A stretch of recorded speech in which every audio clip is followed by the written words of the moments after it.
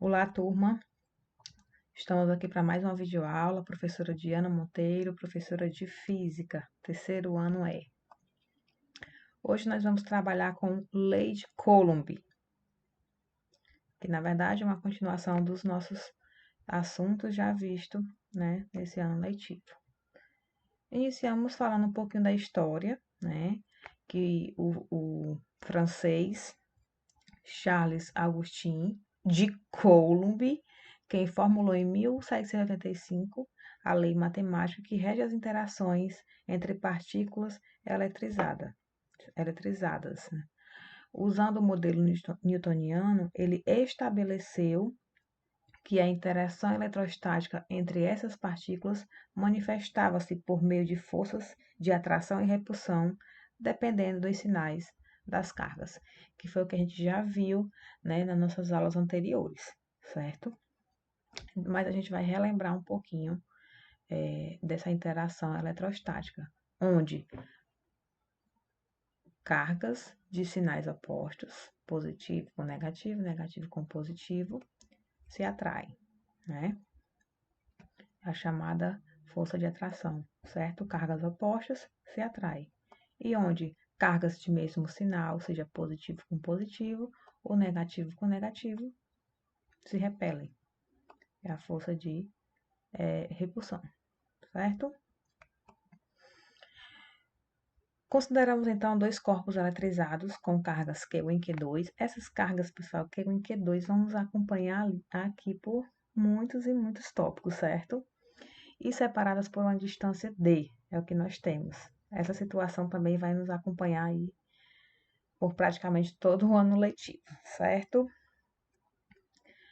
Quando as dimensões desses corpos são muito menores que a distância D, né, distância de D, podemos representá-los por pontos e chamá-los de cargas elétricas pontiformes, certo, pessoal?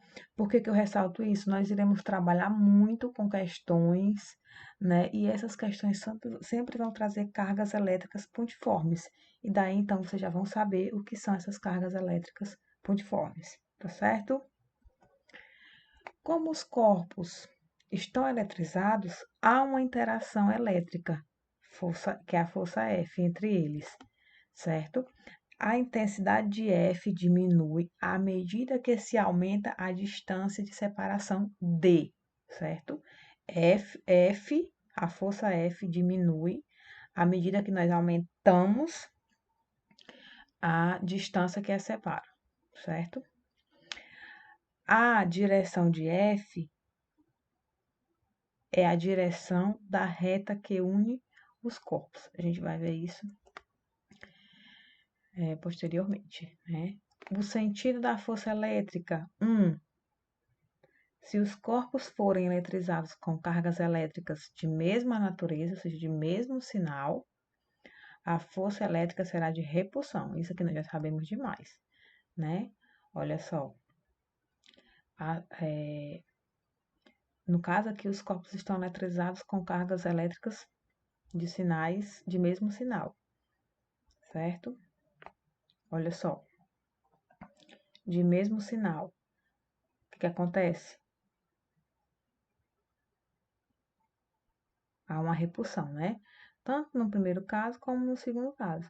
No primeiro caso, nós temos positivo com positivo, no segundo caso, nós temos negativo com negativo, certo? Então, nessa situação, nós temos uma força elétrica de repulsão, certo?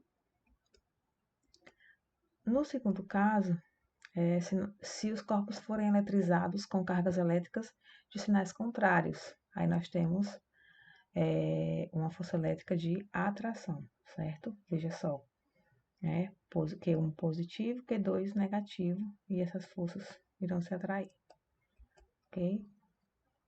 Então, pessoal, analisando toda essa situação, foi constatado que o módulo da força de interação entre duas cargas elétricas pontiformes, olha aí, ó, cargas elétricas pontiformes, Q1 e Q2, é diretamente proporcional ao produto dos valores. E esses valores absolutos, pessoal, estarão em módulos, certo? das cargas e inversamente proporcional ao quadrado da distância d entre eles. Ou seja, trocando em miúdos, nós temos essa situação. A distância, as cargas separadas por uma distância d, certo?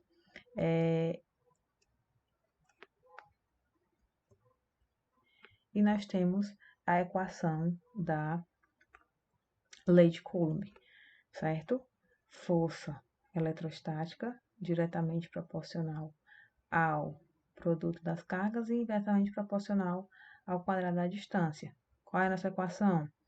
Força elétrica é igual a constante eletrostática vezes Q1 vezes Q2, que são as cargas, dividido pela distância ao quadrado, certo?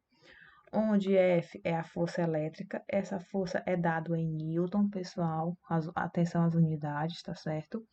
Q1 e Q2 são as cargas elétricas pontiformes, e essas cargas elétricas têm como unidade Coulomb, certo?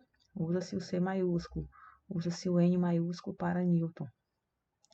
D é a distância entre as cargas, unidade, metros. E K, pessoal, é a constante eletrostática do meio, certo?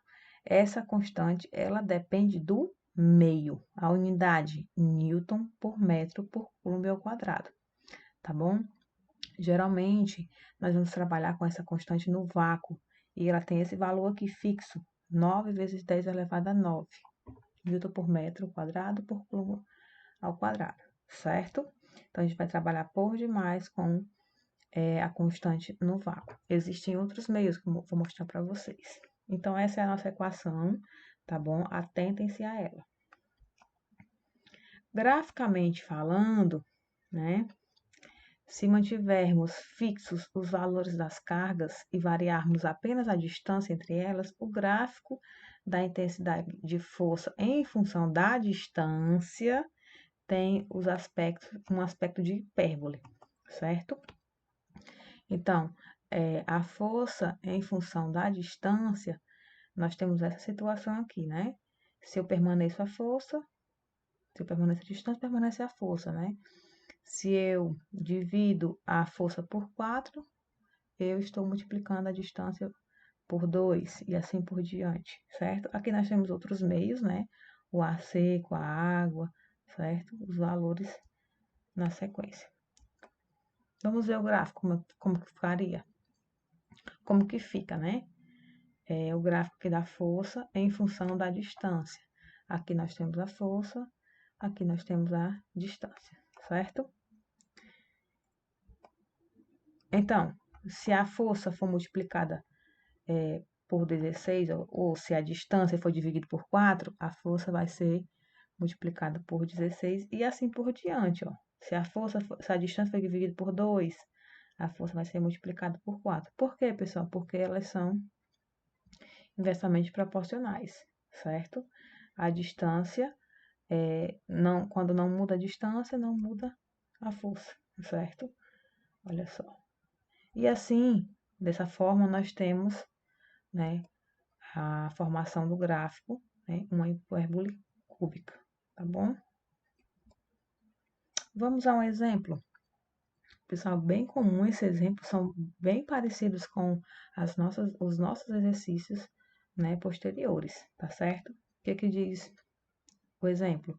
Determine a força de interação entre as cargas QA e QB, certo? A gente vai calcular o valor da força. Então, a gente analisa esse desenho aqui, essa imagem. O que nós temos? Duas cargas. A gente percebe que essas cargas, elas têm sinais opostos, ou seja, que cabe uma força de atração, né?